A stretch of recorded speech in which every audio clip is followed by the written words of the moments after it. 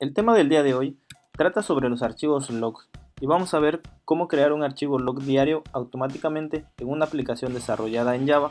Para esto vamos a emplear la librería llamada log4j2. Vamos a ver dentro de la solución cómo emplear la librería log4j2, cómo definir el archivo de configuración y la estructura de los directorios y cómo emplear los métodos para insertar los registros. Antes de empezar, recuerden suscribirse, compartir el video y darme un me gusta. Lo primero que tenemos que hacer es descargar la librería completa de Apache Log4j. En este caso yo estoy utilizando la versión 2.7, sin embargo la versión más reciente es la 2.8. Después de descomprimir el archivo, vamos a tener todos estos archivos jar. Sin embargo, los que vamos a incluir dentro de nuestro proyecto van a ser Log4j API y Log4j Core. Aquí tenemos un proyecto de ejemplo. En este caso estoy utilizando NetBeans. Y simplemente lo que tengo que hacer es añadir a las bibliotecas del proyecto las librerías ya mencionadas. Aquí, como vemos, yo ya las he agregado. Como les mencionaba, es Log4j API y Log4j Core. Cabe mencionar que yo estoy utilizando Jasper Reports y esto me ocasionó al principio un conflicto entre las librerías, por lo que deberán remover la librería que ya viene incluida dentro del Jasper Reports. Ahora lo que tenemos que hacer es definir el archivo de configuración. En este caso yo he elegido el formato XML. El archivo debe de llamarse log4j2.xml. Log4j trabaja con varios formatos para este archivo de configuración, entre ellos está el XML, el Properties, JSON, etc. Hay muy buena documentación que podemos utilizar para nuestros proyectos. Yo en este caso simplemente voy a crear un archivo de log diario. Esta operación de comprimir el archivo, renombrarlo con la fecha correspondiente, toda esta gestión ya es automática y la realiza la librería. Básicamente lo único que tenemos que definir en este ejemplo que tenemos es el nombre de la carpeta en la cual se va a crear los archivos. En mi caso yo le puse a la carpeta logs y en este apartado vamos a definir cómo se va a llamar el archivo que va a estar recopilando la información durante el día antes de que Log4j lo renombre con la fecha correspondiente al día. Esta regla que vemos acá nos indica que este proceso de asignarle la fecha al archivo y crear un nuevo archivo app.log para que siga capturando la información nos indica que va a ser a la medianoche que va a hacer todo este movimiento. Y aquí definimos el número de días que queremos conservar de nuestros archivos log. En este caso son 60 días. Después de esos 60 días se irán borrando los más antiguos y dejando solamente los más recientes.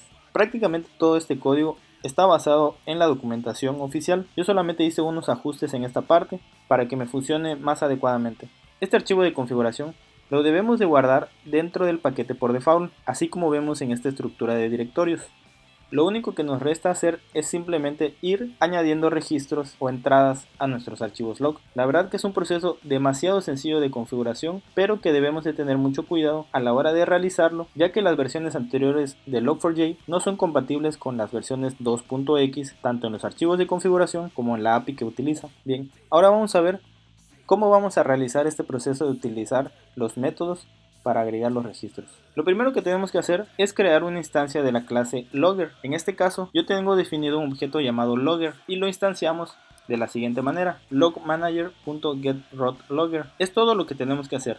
La librería automáticamente va a tomar el archivo de configuración correspondiente para que nosotros podamos empezar a trabajar. Es muy importante que las librerías que vamos a importar sean estas: org.apache.login.log4j, ya que hay muchas librerías que utilizan la clase Logger, como por ejemplo java.util, ya que si no nos vamos a dar topes contra la pared tratando de identificar qué es lo que estamos haciendo mal. Ahora simplemente lo único que tenemos que hacer es utilizar los siguientes métodos, los cuales son debug, info, error, warn y fatal. Con estos métodos sinceramente es más que suficiente. Lo único que estamos haciendo es identificar el tipo de registro que estamos añadiendo, como un registro de debug, de información, de error, de advertencia o de un error fatal. Y esto lo vamos a utilizar dentro de nuestra aplicación para ir añadiendo registros en cualquier momento. Vamos a ver cómo se comporta la aplicación al ir utilizando estos registros y vamos a ver el ejemplo de cómo va formándose el archivo. Vamos a correr la aplicación que tenemos ya preparada para ver esto. Basta con abrir la aplicación. Para demostrar cómo funciona Log4j, la librería ha ido capturando algunos registros. Veamos cómo tenemos la estructura del directorio. Aquí tenemos cómo nos ha creado la carpeta logs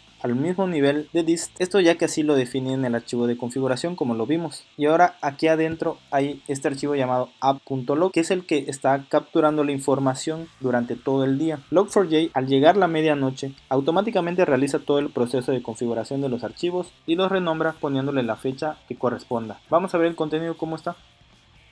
Como aquí lo podemos ver, cada vez que se utiliza, por ejemplo, el método debug, nos imprime una línea como esta, y así con cada uno de los métodos: info, error, warn, fatal. De acuerdo al archivo de configuración, nosotros podemos establecer cómo queremos que este mensaje salga, ya sea que movamos el orden de la fecha a la hora o simplemente incluyamos el tipo de registro y el mensaje, etc. Podemos jugar con la documentación y ver cómo adaptarlo a nuestras necesidades. Y aquí, como vemos, tengo todos los mensajes que me ha arrojado mi aplicación. La verdad que es demasiado sencillo empezar a utilizar la librería, es demasiado práctica.